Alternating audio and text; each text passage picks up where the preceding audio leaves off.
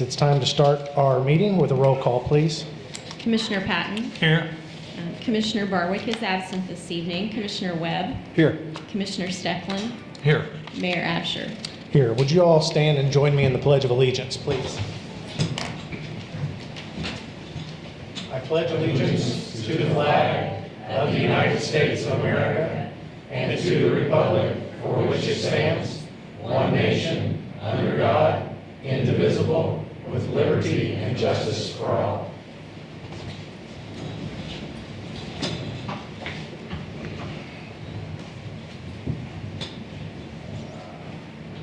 You guys want to come up?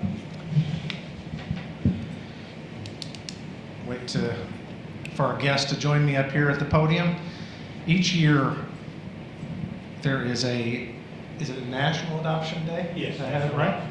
And many of you may have seen all the pictures of the successful adoption days that are held at Williams County Courthouse. And it's really quite a terrific event and a lot of meaning to a lot of people. I sense some of you may be here because of that cause this evening. So it's my pleasure to read this mayoral proclamation, which we've done several years in a row, to demonstrate the city's support of this important day. Whereas the city of Marion, Illinois recognizes the importance of giving children permanent, safe, and loving families through adoption, and whereas thanks to thousands of adoptive parents across the state, 17,159 children have found permanent homes over the last decade, including 1,939 children in the last year alone. And whereas there are currently 1,400 children awaiting adoption across the state of all ages, backgrounds, and needs. And whereas to help these children find permanent, nurturing families, the local courts of Marion, Illinois will open their doors on Friday, November 17th, 2023, in celebration of National Adoption Day to finalize the adoptions of local children and join other organizations to celebrate all adoptions.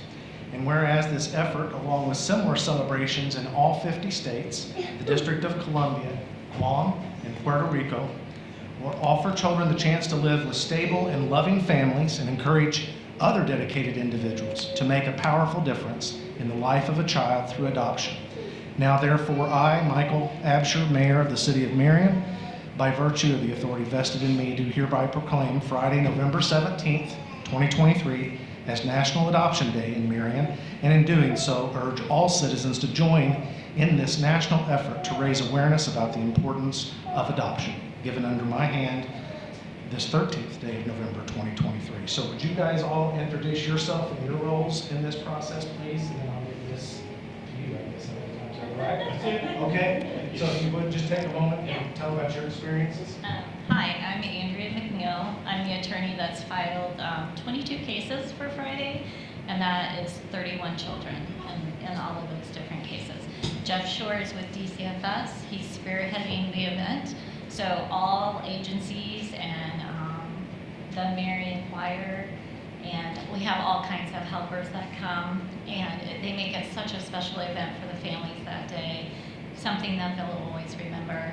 And so we have high school students dressed in character, and last year we had the Marion PD with their K-9 unit, and the kids loved it. It was fantastic. Judge Gott, she will be overseeing all of those cases with me, and she's given me free reign. So I kind of went crazy, and so we are breaking all of our records this year for the most cases filed and the most children that we're going to finalize in one day. And then Teresa Machkal-Hopkins is my guardian ad litem for the day, and so she's appointed to represent all of those children in all of the cases. And so it's a huge undertaking for all of us, but it's such a blessing to be a part of it. And we just want to thank the City of Marion for always being willing to do this proclamation for us.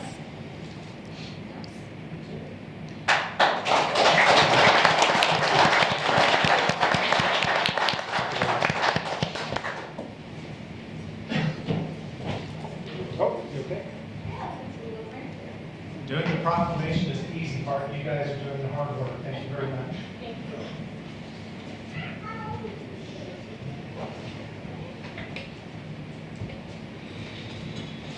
Okay, that brings us to item number 3 on the agenda, which is public comments and audience to visitors. This is regulated by a couple of different ordinances, which are, do you have them? Are they up here on the counter? They should be In the back? Yeah, in the. So this is the opportunity for anybody who'd like to address the council, subject to the rules of those ordinances, to do so. Would anybody like to speak to the council? You want to come up to the podium, tell us your name? Hi, my Hi. name is Amber Carrington. I live on Malden and Russell, or South Russell Street. Malden? Malden and South Russell. I would like to ask if a stop sign can be put in that intersection right there in front of the elementary school. Is it immediately north of Longfellow there? Is that the first street north? Yes, sir. Malden and Russell. What was your last name, Amber? Carrington. Carrington, okay. Are you concerned about the speed of cars or something more specific? Or There is. So my daughter, she's one of the kids that goes to Lincoln but gets bussed over from across the city, and so her bus stop is right there in front of Longfellow. And every morning I walk her to the bus stop because people speed down that road. It says it's posted 20. People go a lot faster than that, and I got into an altercation with somebody the other day because I told her to slow down. She made a permission not to slow down, and that's been an ongoing issue every morning. okay, I know stop signs don't solve the problem, but I'm hoping it will help a lot. There's not even a crossroad or a crosswalk there. My daughter, she crosses Malden first, across from Longfellow, and then she crosses Russell. And because she's bused across the city, school gets out at 3. She doesn't get off until 3:40, and people are already going faster than they should be. okay.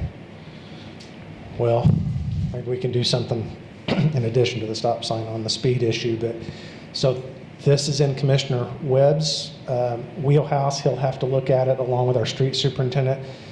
There are some rules that we have to abide by with IDOT and other rules that emanate out of that. Generally speaking, we're not supposed to, nobody likes to hear this, but we're not supposed to put stop signs to slow traffic. But we'll have to look and see if there's other mitigating factors there. So just make sure I understand. The bus stop is on that same side of the street though, right? The bus stop is on the other side, so it's in front of Longfellow. So where the kids get dropped off for Longfellow, that's where her bus stop is. So she has to cross the one stop sign that is there on Malden, and then she has to cross the no stop sign area across South Russell. Okay. Is there a stop sign at Malden right now? There's a stop sign at Malden, yes. And then, So it's a two-way stop, Yes. not a four-way stop. okay. So the only stop sign on Russell would be at Copeland? Is it Copeland? I think Copeland. And then at the corner where Yeah. it meets up in Henderson, right? Yeah. Yeah, her and I talked a little before the meeting. It's about 3 blocks from Copeland down to Longfellow School, so. Okay. And then only one block to Yeah. Hendrickson, right? Yeah, That's the problem, I think. Yeah. More so is that stops every block is could be an yeah, I issue. don't know if maybe some kind of a crosswalk sign or a flashing sign or something might be more appropriate, you know. And the bus is not picked up right now. On Longfellow, seems like it's No, so they won't stop there. I've requested, they said the bus stop is in front of Longfellow. They can't mitigate that. Her bus driver at the time was kind, and she would like honk at me when the bus would drop her off to let me know that she was there and getting off the bus so that I could come watch her.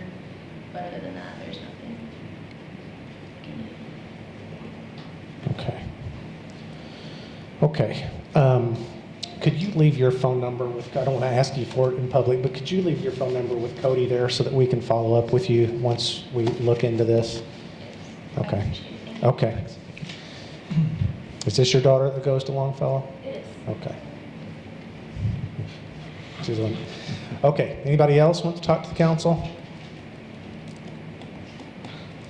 Okay, we'll move on to item number 4, which is the consent agenda. We have items A, B, and C and sub-items. Anybody on the council want any of these items removed as from consent and voted upon separately as a separate vote?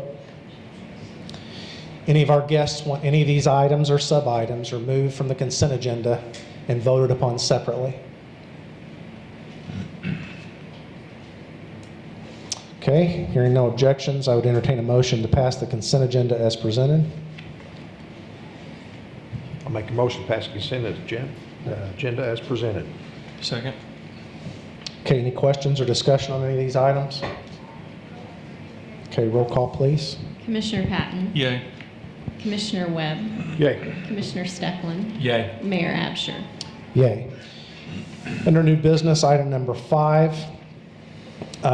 Do my best to explain this, may need Wendy's help, but there is a piece of property outside of city limits that a company called Southern Illinois Reentry is looking to purchase in order to put a, I'm sure there's a different name for this, but what I call it is a halfway house. It's a reentry facility for people. It is, like I said, well outside of city limits. It is a piece of land owned by Redco. For the life of me, I can't figure out why the city ever zoned it specifically outside of city limits like that. We do have the ability to zone, and generally that's rural agriculture, a mile and a half outside of city limits. The city, to my knowledge, rarely enforces that zoning authority outside of that city limit boundary regardless. But nonetheless, this got zoned 20 years ago, plus or minus, right, as industrial? 22 years ago, almost 23, as industrial.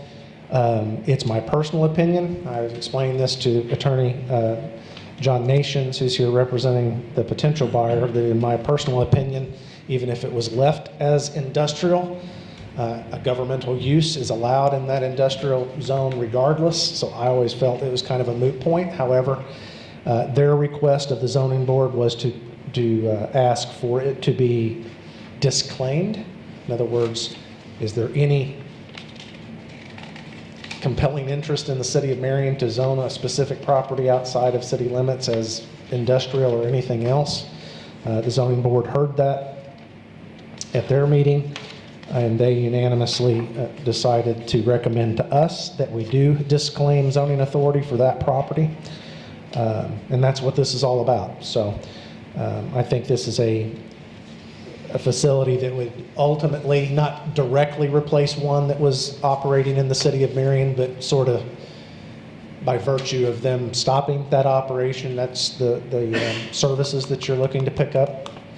And that's kind of what this is all about. So I understand that Attorney John Nations, representing Southern Illinois Reentry, is here. Should you gentlemen have any questions of him or Kevin Walk, the CEO, and I think maybe even have a couple other people that I didn't know their names, I'm sorry. But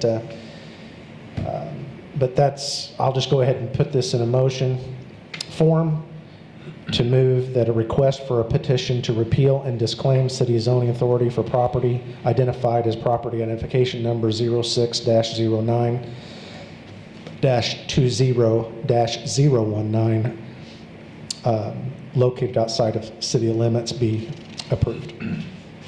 I'd second that. Okay, you guys have any questions of either Wendy? This has kind of been a drawn out, come on up if you'd like, research process to figure out what happened, when it happened, why it happened on the zoning thing. I'm not sure I got great answers. Thank you, Mayor. Just a quick technical correction. Okay. It is my understanding that the property identification number is 06-09-200-. Oh, that's a typo on our part. Sorry to Let check me, you about it. no, I just want to be sure we get it. let me, In case that is another property somewhere. Do both properties north and south of Ison Drive, are they included in that PIN? I think they are. yes, they are. Yes. So it's one property under Right. that PIN? You are correct, and it is listed in our packet information correctly. It's in the ordinance, correct. 06-09-200-019, so I'll make that correction to my motion on that Scribner error there. So the correct PIN is 06-09-200-019. Is that what Yes, you sir. have? Yes, sir. And that's what's in your ordinance. Yes, it is. I think we just got it on the agenda wrong, and therefore I read it wrong. Doug, that's third page in our packet. Yeah, The road divides, it's all one parcel, but the road transects it. right. Transects it. While he's standing up here, do you guys have any questions? I have one, since it's divided by Ison Drive, what is it planning on building on both sides of Ison Drive, or? No, not necessarily, Okay, but we're buying the entire piece. yeah. Oh, one's lakefront, so that looks Ah, kind of nice. I'm not sure the north piece, there would have to be pretty substantial work to that to be buildable anyway, if I remember our discussions right on that. But so I assume that means you're contemplating building on the south end of that. Okay, if no questions, roll call, please. Commissioner Patton, Yay. Commissioner Webb, Yay. Commissioner Stecklin, Yay. Mayor Absher. Yay. Thanks for pointing out that error. Thank you very much, gentlemen. Appreciate your Thank you. time. Okay, do we have bids to open, a packet of Yes. bids? You've got them? Okay. Yeah. Item 6A on the cemetery, you want to, Yeah, we have a need to replace a dump truck used mainly for hauling dirt out the cemetery, and it'd be a Ford F-350 or Dodge 3500, which I assume is a ton truck, probably considered. Two-wheel drive, gas engine, short wheelbase, rear camera, dump bed, white truck color. And this will just be for the cab and chassis only.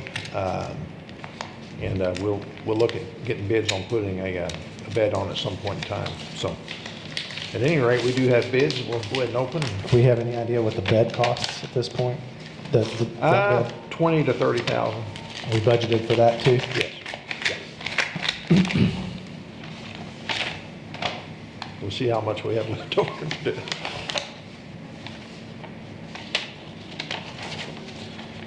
Okay, Doug, we'll start with you.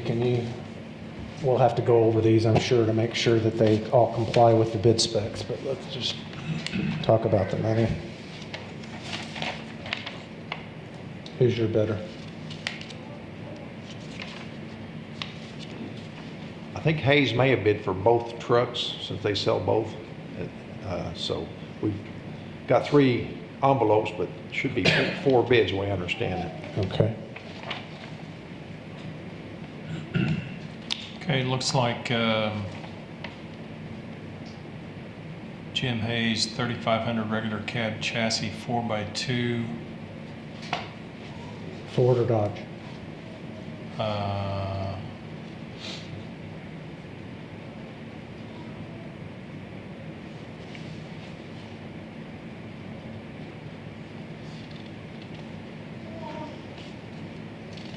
Does the other one say which one it is? I don't see it on here.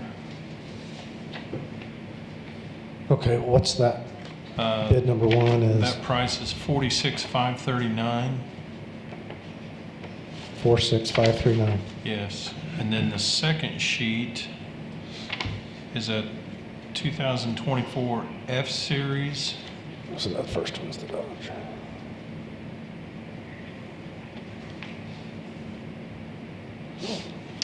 Um, 45771. 4577. Okay.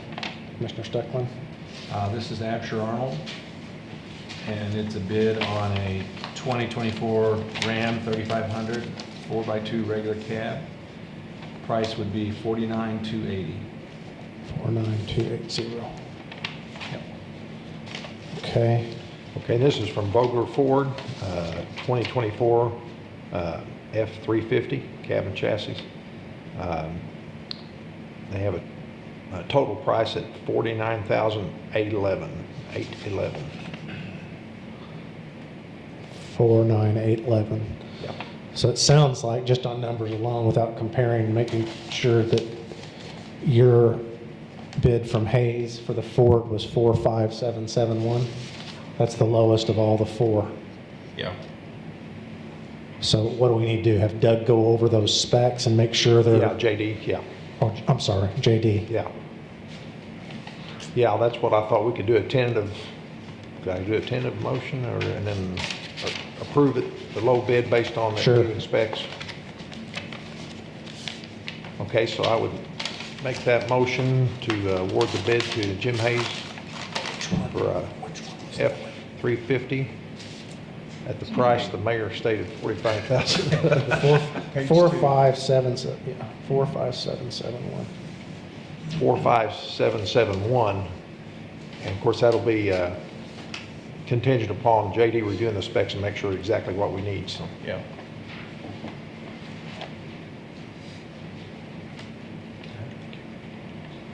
It says these bids are only good for 15 days. And I don't know when he turned that in. Do you know when these got turned in?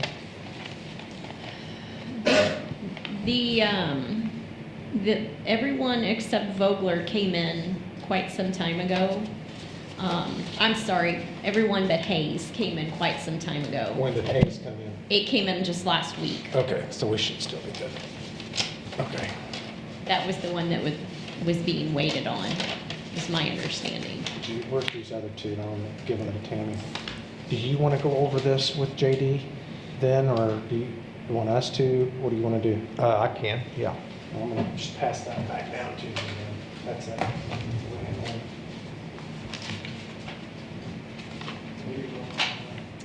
No, I have a motion, I need a second. Is there a second on Second Jim's? that. Okay, roll call, please. Commissioner Patton, Yay. Commissioner Webb, Yay. Commissioner Stecklin, Yay. Mayor Absher. Yay. Commissioner Barwick's absent tonight. He normally reads these, so I'll let you guys read them, starting with you, Jim. We'll just pass this on, but do you want to introduce folks, or do you want to wait and see, make sure they actually get hired, or? Yeah, let's vote on them first then. Okay. Just play it safe this time? Just playing it safe. Okay, so Commissioner Webb, would you mind to read 7A, please? Make Yes. that motion. Yes, I make a motion to approve the recommendation of Commissioner Barwick and Chief Fitch to hire Levi Jones to fill the open dispatch position at the probationary 2 rate per the collective bargaining agreement. Mr. Jones' start date is November 16th, 2023. I'd second that. Okay, roll call, please. Commissioner Patton, Yay. Commissioner Webb, Yay. Commissioner Stecklin, Yay. Mayor Absher. Yay. You want to go with all three, or are we just going to put somebody on the spot if they don't get hired? Well, I'll just go ahead and introduce Levi. Okay. That's all right. Okay. Just be safe. Gentlemen, this is Levi Jones. He is currently a dispatcher in Pulaski County, and he saw our opening and wants to come to well, I'm not going to say. Careful. He wants to come to Marion. Perfect. So this is Commissioner Webb, Commissioner Stecklin, Mayor Absher, Commissioner Patton. Glad to have you. Congratulations. You want to talk? Normally, you have to say a joke or sing a little tune. No, I just want to thank you all for this opportunity to come up here. I look forward to being able to serve the community. Okay. You going to be moving up here? Yes, we'll be moving up here in the time allows. Okay. Great. Glad to have you. And wife Molly is in the back row. Hi, Molly. Don't call your daughter's name, I'm sorry. So just on the vote for Marion. You guys can holster this report. Okay, item 7B, Commissioner Stecklin.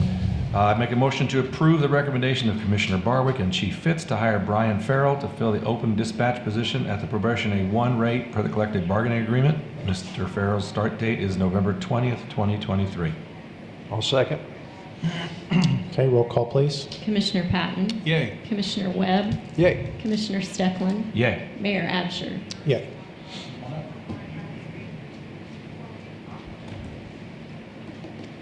Gentlemen, this is Brian Farrell. He is brand new to the law enforcement game, so we're bringing in somebody new. He is currently associated with, you explain it, please. Yeah, so I'm in upper management for Premium Retail, which is affiliated with the Walmart stores throughout Southern Illinois and up through St. Louis. Nice. So this is Commissioner Webb, Commissioner Stecklin, Mayor Absher, Commissioner Patton. Nice to meet you. Welcome Good to aboard. Appreciate it. So I'll give mine on the spot here. So I've lived in Marion for about 7-8 years, and I came from Harrisburg. And once I moved here, I really enjoy Marion. I'm really proud of the city, and this is definitely my home, so I look forward to serving. Great. Awesome. Thank you. Glad to have you. Nice to Thank meet you. Thank you.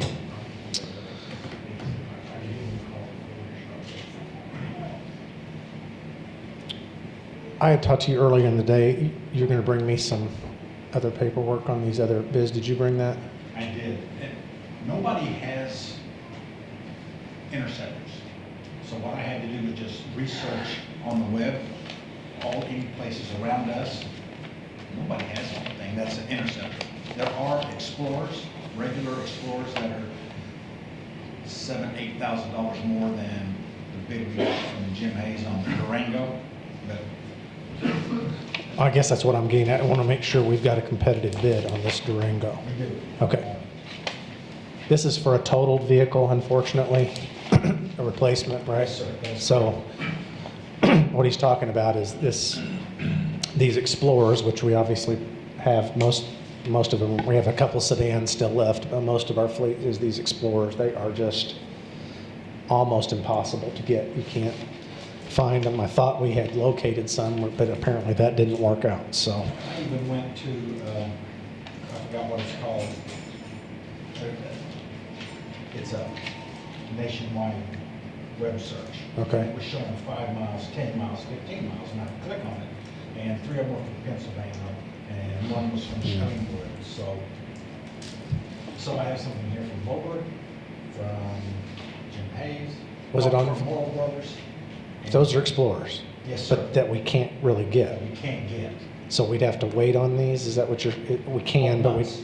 yeah, I understand, Yes, sir. but this one they have in stock? Stock in stock, ready for us. They've already got it. So I want to see Third how. one, I won't say what that's from. You know we can't bid that. Nowhere else around here has floors. Hmm? Nowhere else around here has floors.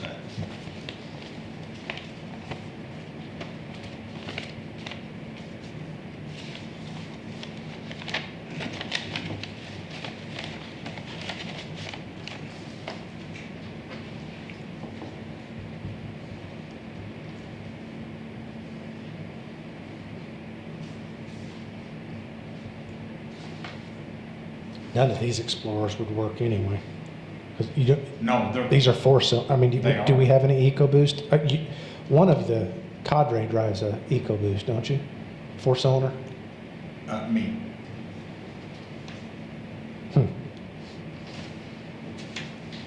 And you can. Aren't the rest of them the sixes? Yes. Are they? No, they are. Okay. But we wouldn't put one into cruiser service as a four-cylinder, would we? No. So what he's trying to tell you is none of these Explorers, he's got a list of them here, they're not really available. The ones they could, in theory, get to us are, looks like about $8,000 more than this Durango, That's correct. and they're four-cylinders. And the place that we've been buying from for the last 3 years is Morrow Brothers Ford, who there really isn't such a thing as a state bid, but that's what they claim. They get a lot of service from the state. They don't have anything. They said it'll be several months before we can get one. The state's incidentally trying to get away from that single source stuff, Yeah. but I think they're having a hard time doing it because however that dealership ends up with 50 or 100 of them at one time, I don't know, but the rest of the dealers can't get them, and that's how they end up Well, with he it. told me that they ordered 700 last year. Now, how they got that many and others can't get them, I don't know. Huh. I bet we couldn't have gotten 7. Somebody's got an uncle. Yeah. So have we, I know we don't, or at least not in recent experience, have you talked to anybody that's got any experience with these Durangos with the police packages on them? Saline County and Harrisburg do, and apparently the Dodges back in the day didn't hold up well in police work. They're saying these new Durangos, they've changed some stuff, and so far they're doing well. Officer Schlom's here. He could have spoke to it because he knows it very well. But they say they're improved. But this one has like a heavy-duty cooler, transmission cooler, all that stuff that we need. Yes. That's the critical part. Yes, sir. Police package. Yes, sir. Hmm. They tried to sell me the Hemi, but we passed on that. Okay. So is this a 6-cylinder, Dave? Yes, sir.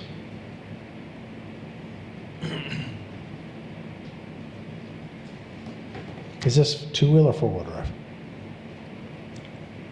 I'm It's not gotta sure. be. I think it's 2. I'm not positive. Okay. Okay.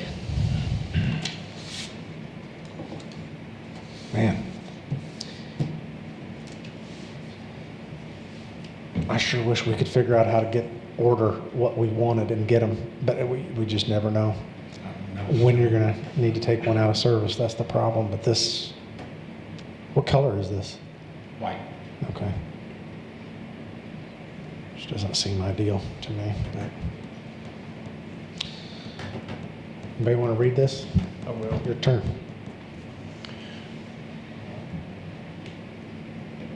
I would make a motion to approve the recommendation of Commissioner Barwick and Chief Fitz to purchase a 2023 Dodge Durango from Jim Hayes in the amount of $39,316.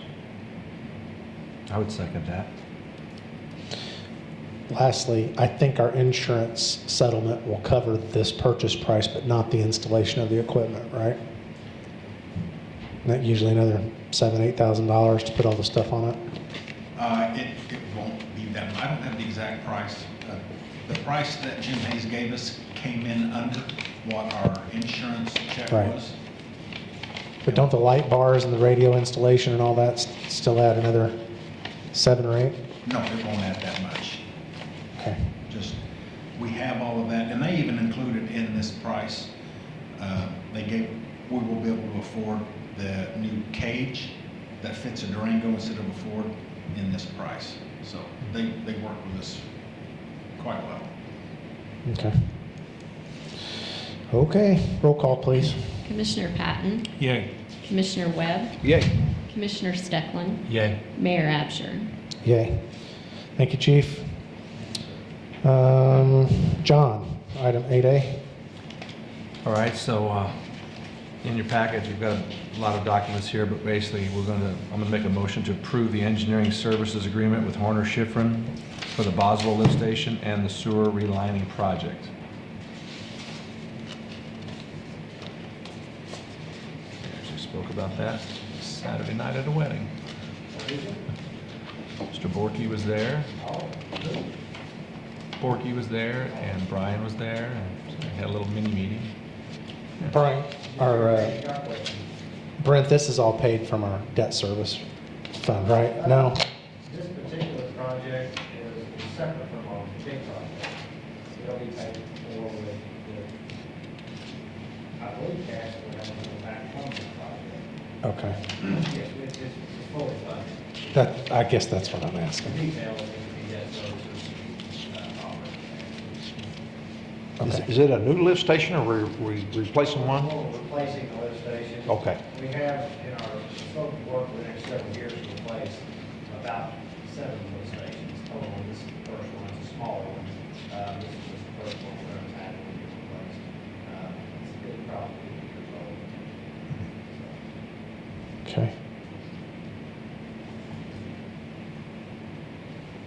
Did you make a motion? Was there a second? Not yet. I'll second that. Okay, any questions? Item 8A. Roll call, please. Commissioner Patton, Yay. Commissioner Webb, Yay. Commissioner Steckland, Yay. Mayor Absher. Yay. Item 9A is a long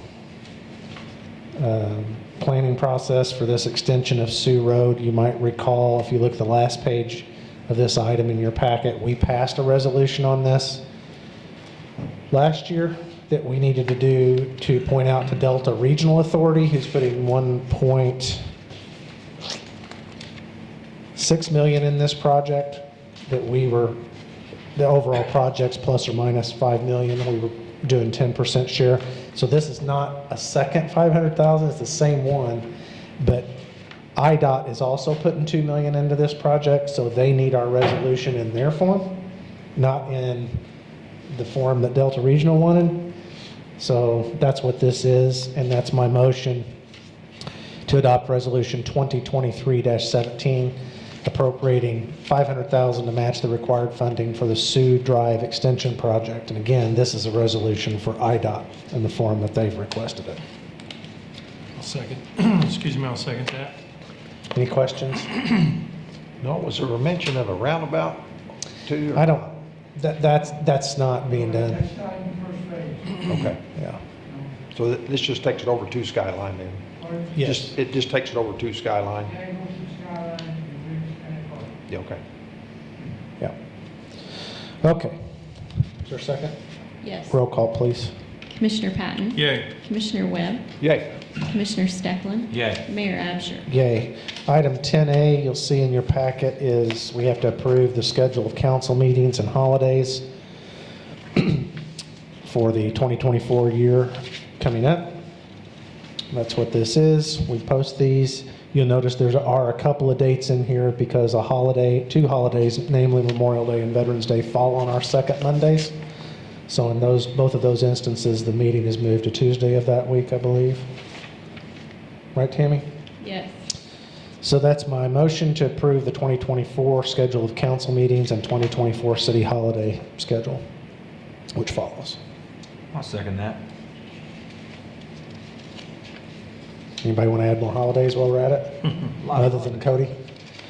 Other than Wendy? Cody's birthday, maybe? Okay, roll call, please. Commissioner Patton? Yay. Commissioner Webb? Yay. Commissioner Stecklin? Yay. Mayor Absher? Yay.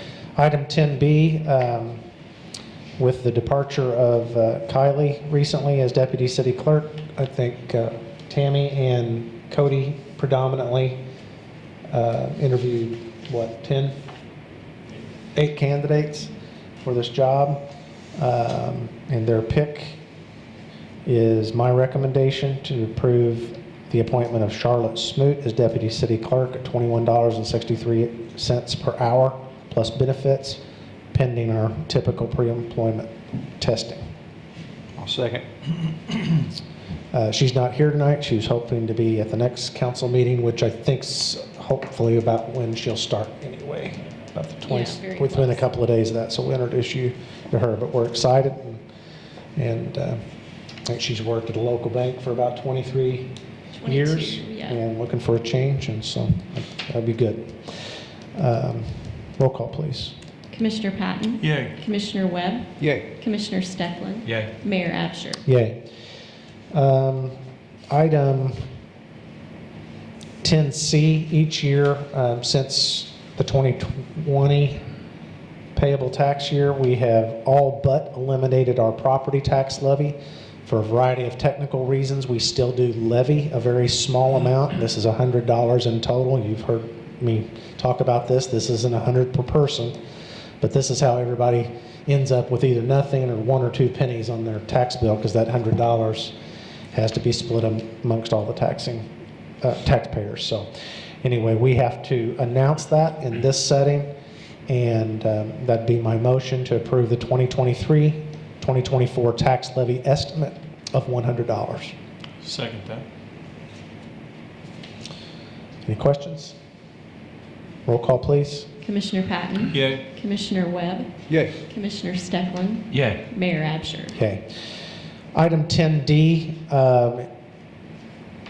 I see John's here, and Cody can probably talk about this. I'm going to try to make pretty quick work of this. I think Cody explained it to you guys in an email. We had talked about, this would be the third year, I guess, second year we'd renew. Second? Is that your third year where we'd be renewing with Blue Cross Blue Shield. We made an agreement amongst ourselves in one county meeting, city meeting, that we would bid this every 2 years. Even when I was running for office, I remember several city employees saying they were aggravated because we didn't bid this, and I'm only saying this so that if anybody's listening, they can understand this. We have no chance, in my opinion, of lessening the premiums that we pay so long as the claims that we incur are far in excess of what we're paying in. And that's exactly where we're at. I can't explain it. I've been told that that's been the way it is in the city environment for 40 years. It really stinks, and it really puts us into the proverbial corner when it comes to this. there is frankly no point really in bidding the insurance. We'd be very hard pressed to find another carrier that would bid it, and those that do bid it, when the last time we did this process, it's not competitive, especially when you compare the upheaval that would be responsible for as a result of switching insurance. So we continue to look for things that are novel in terms of having our own clinic and things like that. None of these things have proven out yet to be cost effective or worthwhile. But please, city employees, if you don't have to go to the doctor to get a cough due to cold checked out, please don't. And for God's sakes, don't go to the emergency room to do it. It costs extraordinary amounts of money to do that. And in aggregate, either we are the unluckiest people on the planet of hiring the most unhealthy people that we can possibly find, or we're overusing our health insurance. And I think that the answer is the latter. We are overusing, and apparently have for years and years. There's a term for it, overutilization or something like that. I've studied it until I'm red in the face and looked at the claims experience, and there's just not a great there's not a great explanation behind it. Do you have anything to add on that? If I hit it just about right? Yes. And I'm not pointing, I'm looking at the camera, I'm not pointing at any one of yous out there, but we're overusing our health insurance. So the next time you complain about your health insurance premiums, quit going to the doctor. I have a quick question on that. Do we utilize Teladoc? Oh, yeah. We do, yeah. Okay, good. Because we just got a notice at our company, and that's why I said of what Teladoc saved my company in the last year. It was astronomical. It saved like $1.5 million. That's a chunk. That's another That's the issue. key. But obviously they're using it because that's, And one of the problems you have, last year we had, There are 10 or so claims that accounted for more than 50%, 10 claimants that I think was the more than 50% of the claims. Is that about right? Or it was $500,000 in of itself yeah, or something? About 5% of your people account for 65% of the claims. Think about that. You had, let's see, Oh, John, would you either hand him the microphone, or Terrence is needing this? Well, this is worth documenting. It's worth talking about because, guys, there's not very many options here for the city. Somehow, I keep thinking we're going to hit a brick wall with this at some point and be forced to make some radical change. I think the county has recently made some pretty substantial changes in their coverage. We hesitate to recommend that, frankly, because it just causes an awful lot of turmoil with people, and I understand that. But we have got to figure this out at some point. Like I said, I'm just convinced we just somehow hire really unhealthy people. this last year, you guys had 18 claims over 65,000. I was showing Cody, similar group in our area, very similar demographics, they had 2. So those 18 claims accounted for $2.6 million.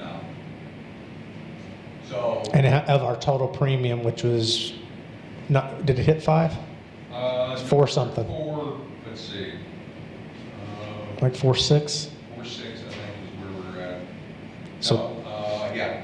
So 2.6 million of 4.6 million paid in was in 18 different, did you say claimants or claims? Claimants. Claimants, Yeah. 18 people, which is roughly 10% of the, no, it's not, it's less than that. Now, as we have. How many souls do we have insured? Well, we have 180 employees covered, but we have 372 total. So 372, 18 of those was 2.6 million. 5%.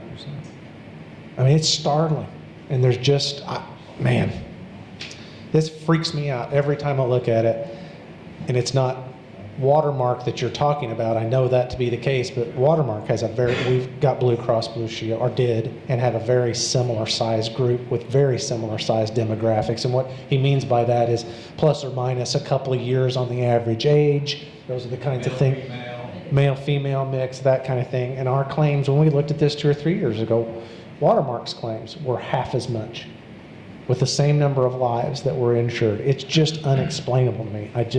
But I don't know what else to research. I don't know what else to do. Well, if you're comparing Watermark to here, though, you've got a lot of, mechanics and stuff, yeah, but you've got some job titles in the city that are doing some pretty heavy equipment work all the time. Yeah, but that's not the kind of things driving claims. No. It's sickness. Work It's comp, if it's, Yeah. work-related incident, but I mean, it's everything from, in the last, I won't get into specifics, but we've had several people on transplant lists. And, it's usually, you have one in a blue moon.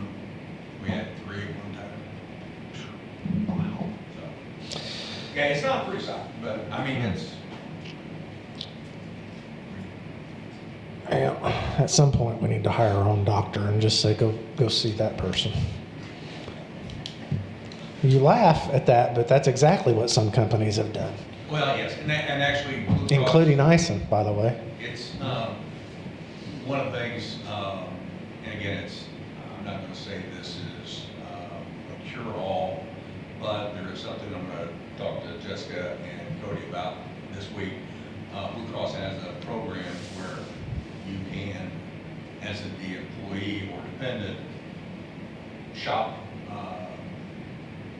your services, and if you save money, Blue Cross basically reimburse you for part of that savings.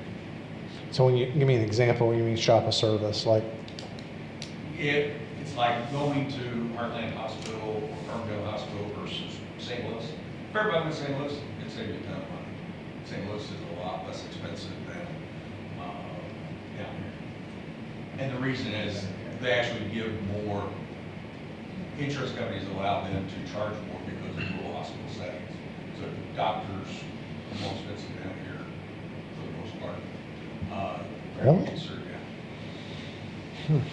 Huh. It's kind of counterintuitive. yeah, but it's just rural health gets a higher reimbursement level and Well, we need to have some of those conversations because it's not getting any better. But now, all that being said, it was a 5. What was the increase? 5 point. yeah, a little over 5. We started out at almost 12, we got down to just over 5. Last year was 0. Yeah, and that.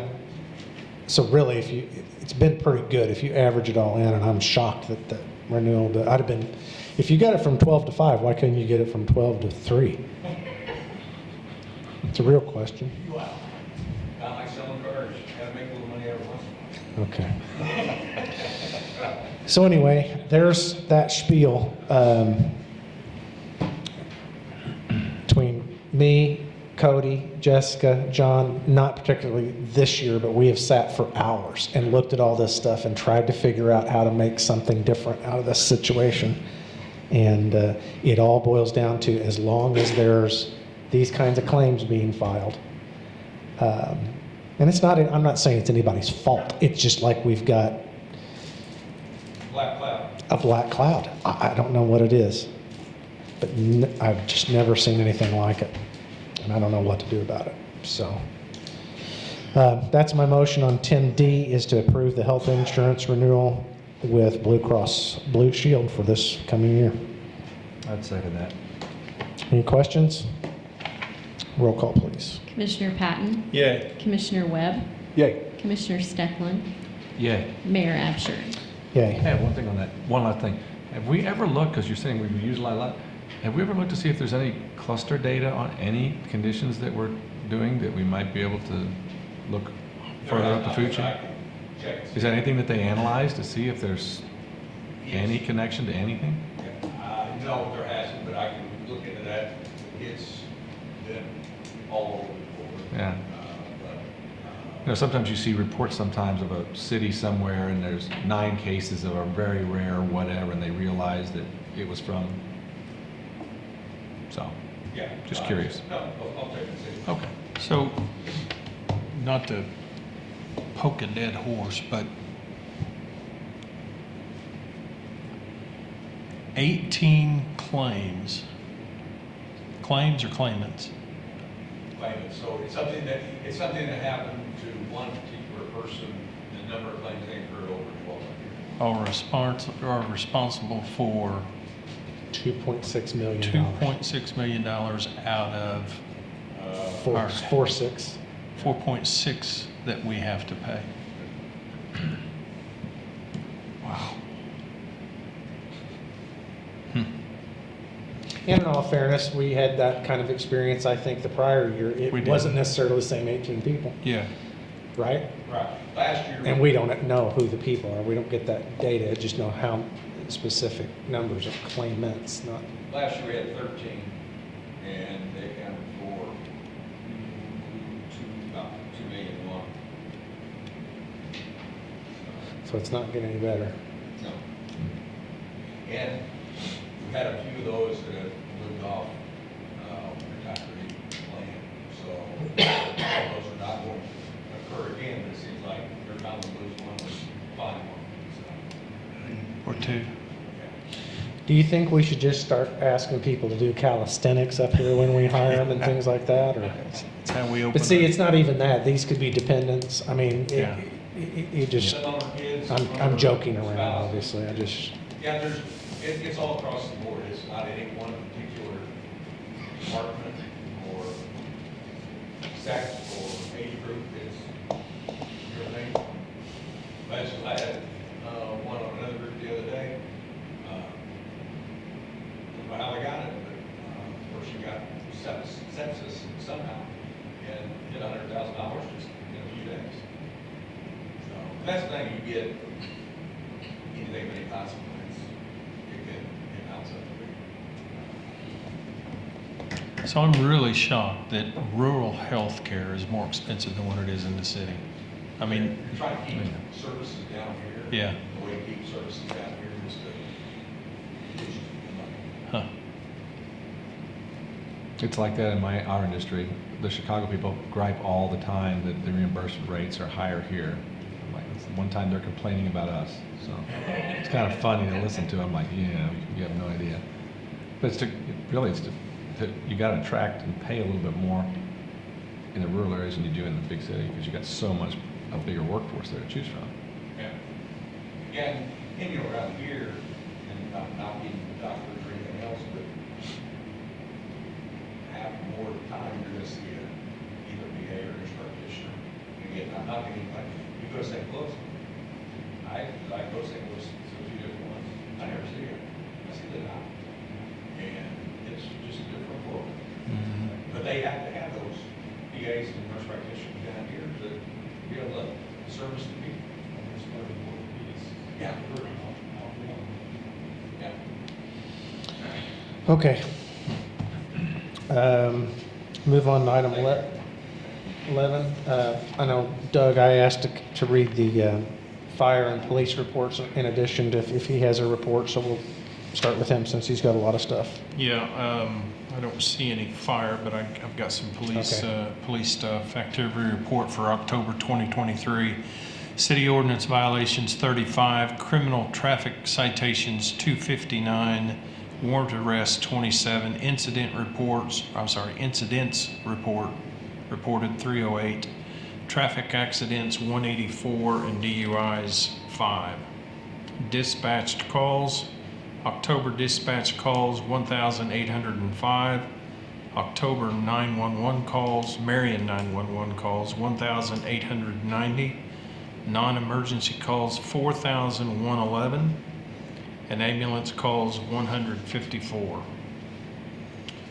The Marion Police Department Narcotics Unit for October 23, court appearances 28, case initiations 60, citations issued 90, arrests 29, arrest warrants 5, cannabis seizures 113.5 grams, methamphetamine seizures 62.5 grams, fentanyl seizures 57 grams, controlled substance seizures 45 grams,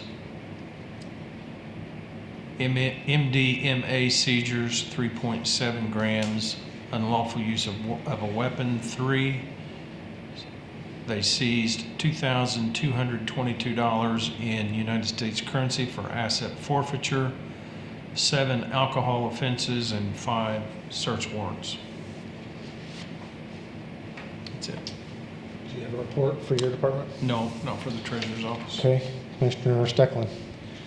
All right, since the last report of the water department, we had 8 meter pits repaired or replaced, 5 water leaks repaired, 2 services upgraded, 2 fire hydrants replaced. Ice skating rink is under development, and so should be another fun-filled holiday season on the square. I wanted to also give a big shout out to the Civic Center right now. If you've been watching, if you're part of and watch it on Facebook, the amount of shows and the variety of shows that have just been flying through and being announced. I mean, from the Beach Boys to the Rat Pack to Trans-Siberian, Marty Stewart, John Anderson, Sister Hazel, the Nutcracker, Sawyer Brown. There's a huge variety coming up. And if you saw yesterday's announcement, Wayne Newton will be here in April. So that's kind of a cool thing. We saw him in March in Vegas, and he still got it, you know. Things didn't move very well, but he still got it. And he smiles a lot. Anyway, come see him here April 21st, Sunday. Also, we've got a whole bunch of Christmas stuff coming up. So Trans-Siberian Tribute will be the 25th, right before the Very Merry Christmas Parade on Sunday, that weekend. And then we've got, of course, the carriage rides, ice skating, Christmas market, all kinds of stuff happening coming up in the next month. So lots of things to do in Marion over the holiday season. So step out and enjoy it. That's all I've got. Commissioner Webb? Yeah, on street department, working on stormwater project on Broking Road, which includes some new piping and riprap. Cleaning out various ditches, getting the leaves out and the debris out. We think it's going to start raining again one of these days. It's been pretty dry lately. But also, street department assist in putting up the ice rink, Christmas lights, and various decorations downtown. So appreciate them guys helping out with that, guys and gals. Cemetery, we had 6 burials in the month of October. That's all I have. I have one more thing. We will not be meeting again before Thanksgiving, so happy Thanksgiving to everybody. Okay, I don't have a report under item 12. Anything else under miscellaneous to come before the council?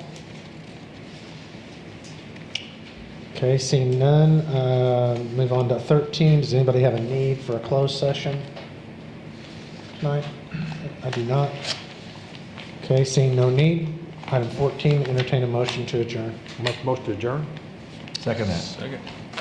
Roll call, please. Commissioner Patton? Yay. Commissioner Webb? Yay. Commissioner Steckland? Yay. Mayor Absher? Yeah. Thank you all.